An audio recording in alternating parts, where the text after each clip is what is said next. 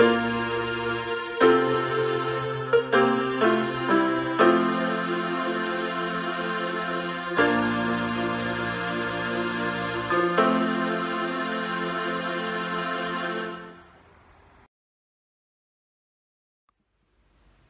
sa pagsamba.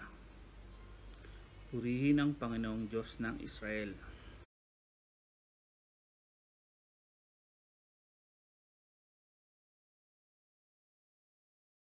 Ipinangako niya sa pamamagitan ng kanyang mga banal na propeta noong una ang isang dakilang gawa, na ililigtas niya tayo sa ating mga kaaway upang walang takot na makasamba sa kanya at patnubayan tayo sa daan ng kapayapaan.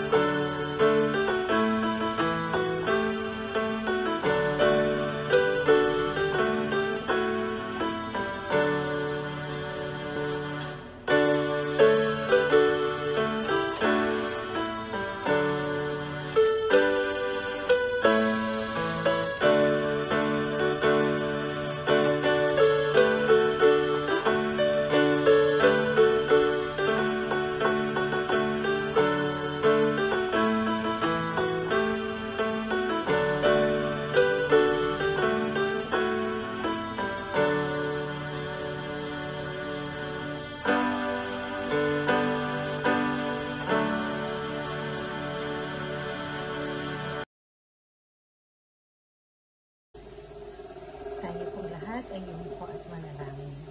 O Diyos, aming amang makapangyarihan sa lahat, marami pong salamat sa pagkakataon na kami magtipon-tipon, Panginoon, upang muli lumapit at lumulog sa iyong paanan, Panginoon, sa pag-alala ng iyong kapanganakan, Panginoon, ang pinakadakilang araw, Panginoon, sapagkat ang Mesyas ay dumating upang kami ang iligtas. Marami pong salamat sa pagkakataon na kami mga pamilya ay sama-samang lalapit at sasamba sa iyong pangalan.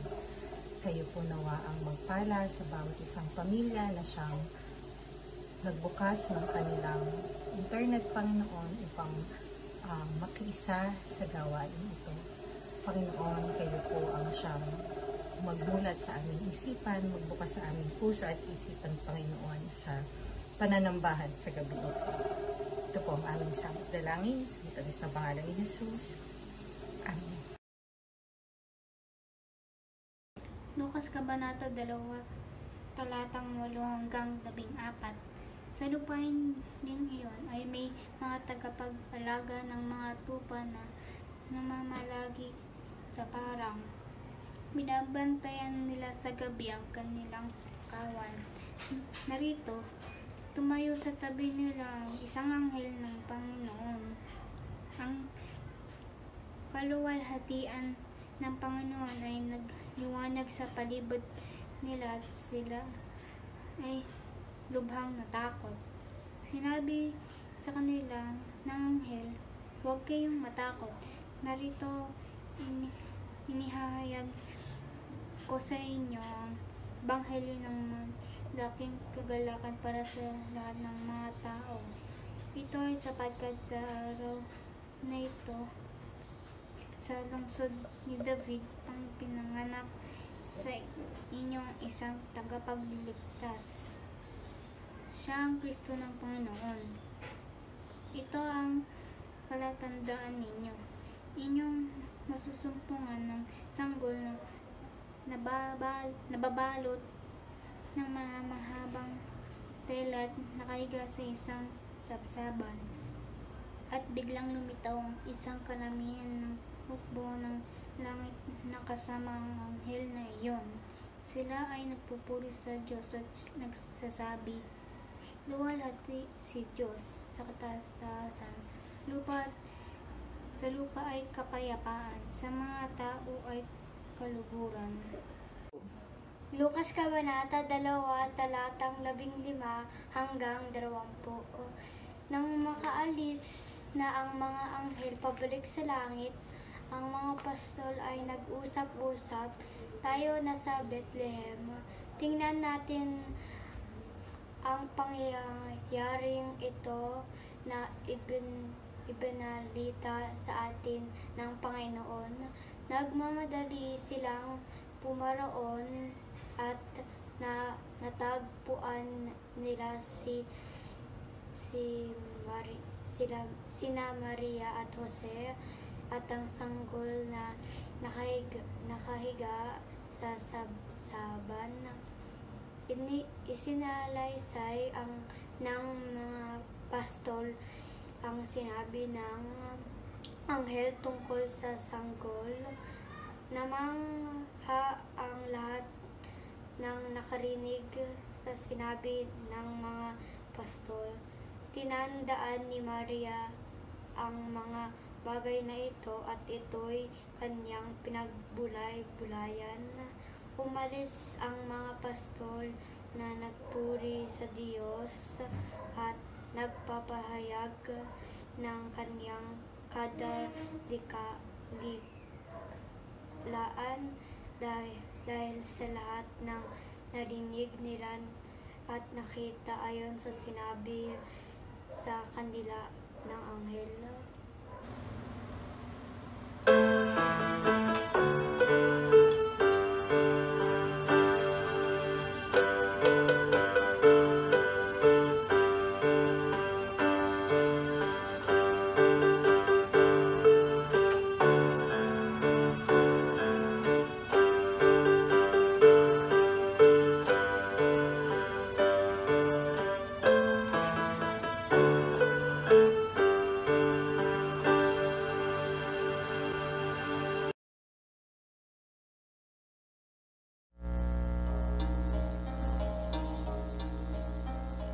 O holy night, the stars are brightly shining.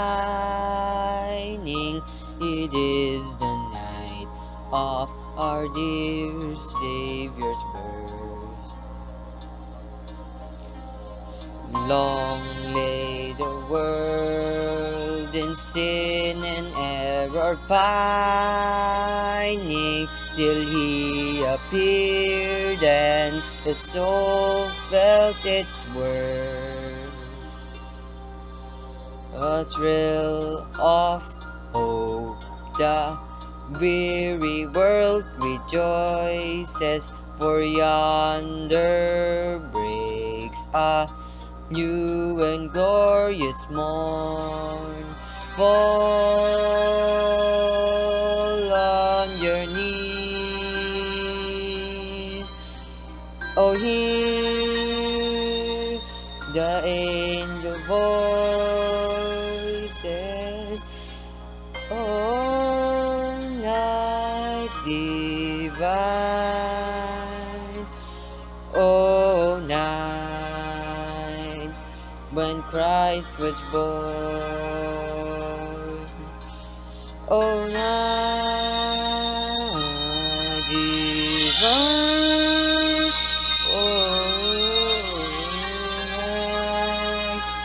oh, night divine.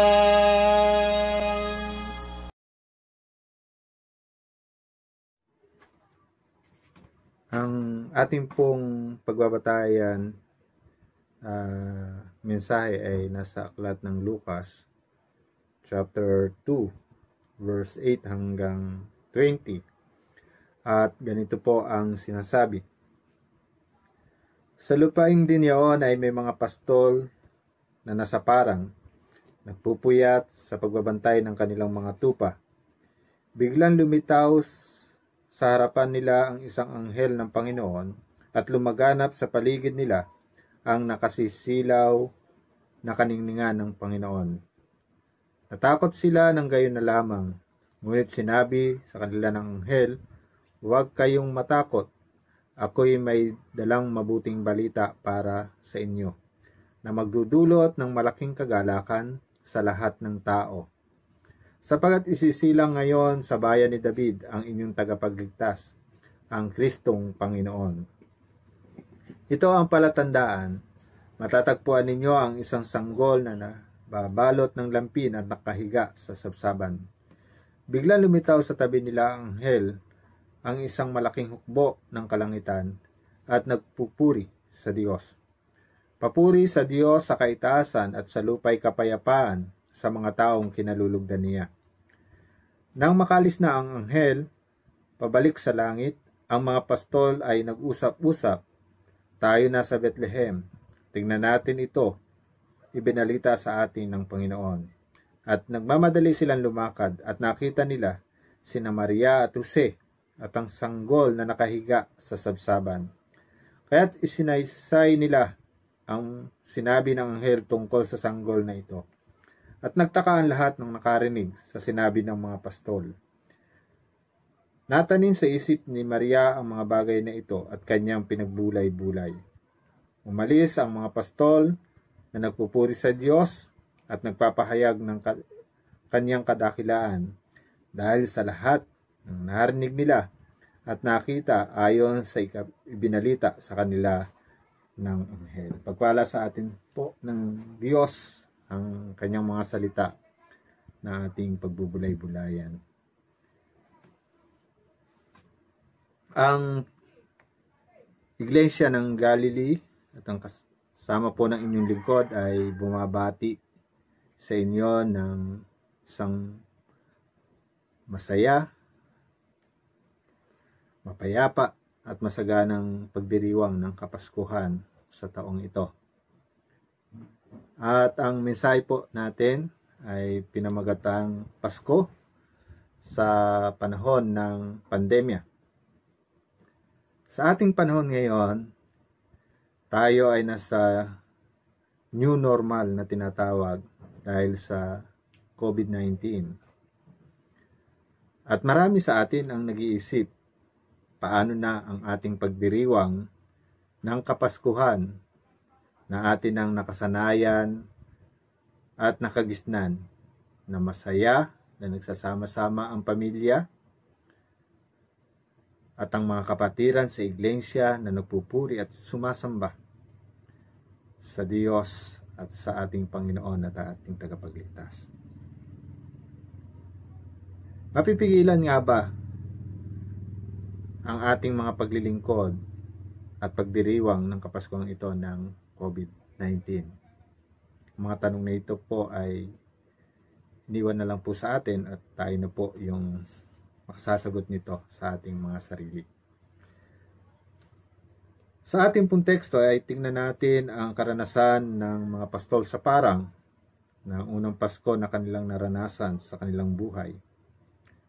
Andun yung kalagayan na di normal na buhay. Normal ba sa mga tao ang araw at gabi ay nagtatrabaho? Normal ba sa kanila na sila ay nakahiwalay sa karamihan dahil sa kanilang hanap buhay? At normal ba sa kanila na mapalayo sa kanilang pamilya? Hindi po. Pero ang normal sa kanila ay yung matakot. Kaya sa atin po ngayong panahon ng pandemya, normal lang sa atin ang matakot dahil sa COVID-19. Ngunit sa kabila nito, may mga magaganda pa rin tayong karanasan na ating naranasan sa pamagitan ng ating pananampalataya. Kaya patuloy po nating ipahayag ang kabutihan at kadakilaan ng Diyos. Una, sa ating teksto ay sinasabi po ron na may nagdala ng mabuting balita para sa atin na magdudulot ng malaking kagalakan, napapawi ng takot sa buhay ng mga tao. Ito po yung mga anghel nagdala ng mabuting balita. Nang dumating po ang pandemya sa ating mundo, marami tayong narinig na mga pangit at nakitang mga balita na nagdala sa atin ng kalungkutan at pag-aalala at takot, na nagdadala rin sa atin ng kawalan ng pag-asa. At bilang isang iglesia, paano tayo makatutugon sa mga ganitong karanasan ng mga tao? Magdala tayo ng mabuting balita sa ating kapwa na magdudulot ng malaking pag-asa sa pamagitan ng ating Panginoong Hesukristo na ating tagapagligtas. Bilang isang iglesia, ay wag na po tayong maghatid ng mga pangit na balita sa ating kapwa na magbibigay lang sa kanila ng mga alalahanin. Huwag na tayong makibahagi dito. Kundi andalin natin sa kanila bilang isang iglesia ay ang pag-asa, ang kagalakan, dulot ng kapaskuhan o kapanganakan ng ating Panginoong Hesukristo. Pangalawa, magdala ng kapayapaan. Sa panahon ng pandemya, marami sa atin ang may takot. Kaya ang lahat ay may ginagawang pag-iingat at limitasyon sa dati nilang mga ginagawa. Ang takot ay nagdadala sa atin ng sakit at kawalan ng pag-asa. Kaya bilang isang iglesia, ihatid natin sa kanila ang kapayapaan na dala ng pagdatal ng ating Panginoong Hesukristo. Sa buhay ng mga tao. Tulad ng mga pastol, nang may magdala sa kanila ng mabuting balita at kapayapaan, ay nagbigay sa kanila ng pag-asa at kagalakan at kapayapaan at pagkakaisa. Sa panahon natin ngayon, ikaw at ako ay tulad ng anghel na dapat nagdadala ng mabuting balita sa buhay ng mga tao, na magdulot sa kanila ng pag-asa at kapayapaan. Kaya tingnan mo yung katabi mo, may dala ba siyang mabuting balita? Baka isang anghel yan. Ang mabuting balita na hatid ng Kapaskuhan ay patuloy po nating ipinapahayag sa pamamagitan ng kabutihan ng Diyos, sa pamamagitan ng kanyang walang hanggang pag-ibig sa atin. Pangatlo, ipahayag ang kadakilaan ng Diyos. Paano natin ginagawa ito sa panahon ng pandemya? Sa panahong ito, mayroon tayo kanya-kanyang karanasan tungkol sa kadakilaan ng Diyos. Naranasan natin ang kanyang kabutihan, ang kanyang pag-iingat, ang kanyang pagpapala. Ikaw at ako ay nabubuhay, taglay yung kalakasan, taglay yung kapayapaan ng ating puso sapagkat mayroon tayong nakilalang Kristo na ating tagapagligtas. Ang iyong karanasan sa panahon ng pandemya sa kadakilaan ng Diyos ay iyong ikwento, ibalita, upang maging kalakasan ng iyong kapwa. Tulad ng mga anghel, tapos nila masaksihan ang kadakilaan ng Diyos, maranasan ito. Umayo sila, taglay yung kagalakan, dahil nakita nila at narinig ang kwento ng kapanganakan ng ating Panginoong Hesukristo. Narinig nila at naranasan nila ang tagapagligtas ng sangkatauhan. Kaya wala tayong pwedeng gawin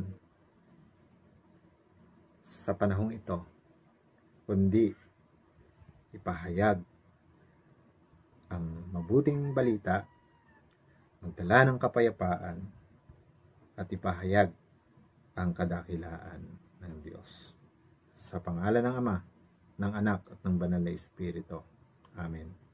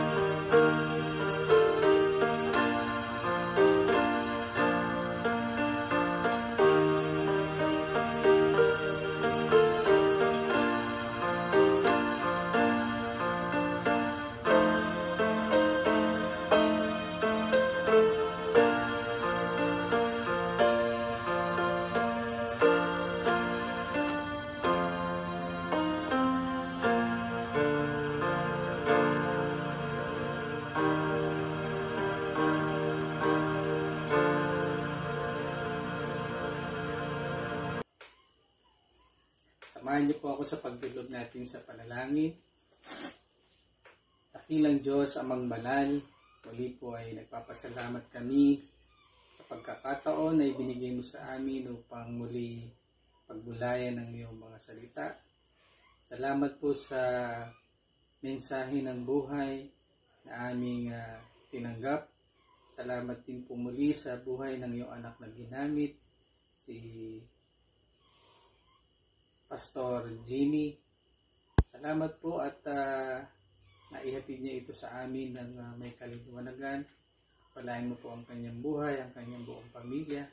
Ngayon din po ang iglesia, ang kanyang pinaglilingkuran. Panginoon, nawa yung pong experience na naranasan ng mga pastol kung saan tinanggap nila ang mabuting balita, ay ganun din ang maranasan namin. Madama namin ang kagalakan, madalama namin ang kaligayahan na dulot ng iyong pagsilang ng iyong anak na si Jesus. Salamat po Panginoon sa pagdadala ng mabuting balitang ito. At itong mabuting balita na aming narinig ay siyang mag-alis ng mga takot sa aming mga sarili, sa aming buhay, takot na dala ng walang kasiguraduhan, gawa ng pandemya na aming kinakaharap, dala ng krisis na aming pinagdadaanan, dala ng mga problema at suliranin na aming kinakaharap. Sa pamamagitan po Panginoon ng mensahe na ito, nawa ay mapawi ang takot na aming daladala at mapalitan ito ng kagalakan, ng kapayapaan sa pamamagitan ng iyong anak na si Jesus. Ang karanasan po ng mga pastol, Panginoon, ay magsilbing paalala sa amin na ang Kapaskuhang parating, ang tradisyong ito, ay hindi lamang tradisyon na dahil may history kami na binabalikan, kundi higit mas malalim pa na kahulugan ang dinadala nito sa amin. Salamat po Panginoon dahil ibinigay mo ito sa amin, isang magandang karanasan, at nawa sa aming gabi-gabing pananambahan ay makuha namin, mapulot namin ang magandang aral na ito bilang paghahanda namin sa iyong pagsilang sa pagparito uli ng iyong anak na si Jesus. Samahan mo po kami Panginoon at ang lahat po ng pamilya, tahanan na nanambahan kasama namin sa gawain ito online, bagamat kami ay hindi magkakasama, bagamat kami ay magkakahiwalay, naroon ang aming isang damdamin, naroon ang aming pagnanais na makapagpasalamat, magpuri sa iyo sa ganitong pamamaraan. Dinadalangin ko rin po Panginoon na i-bless mo ang mga taong nasa likod ng gawain ito, lalong-lalo na po yung mga nag-edit ng pananambahang ito, Panginoon, sila Danica, si KM, si Je, ang team po ng Nurture at ang mga ministry under po nito. Lahat po ng kasamahan, Panginoon, bigyan mo po sila ng higit na kalakasan, higit na katalinuhan, higit na oras upang higit na mapaghandaan at may saayos po ang pananambahang ito. Salamat po sa buhay ng bawat isa, lalo na po sa mga pastor at diakonisa na yung gagamitin sa mga darating pang araw. Pagpalain mo po kami, i-bless mo po kami, O Lord, at kami patuloy na mga hawakan sa iyong mabuting balitang dadalhin sa amin ngayong Kapaskuhang ito. Ito po ang aming panalangin, ang aming pagpapasalamat, talakip ang aming pag-asa, pagtitiwala at pananampalataya. Sa makapangyarihang pangalan ng iyong anak na si Jesus, na aming Panginoon at tagapagligtas. Amen.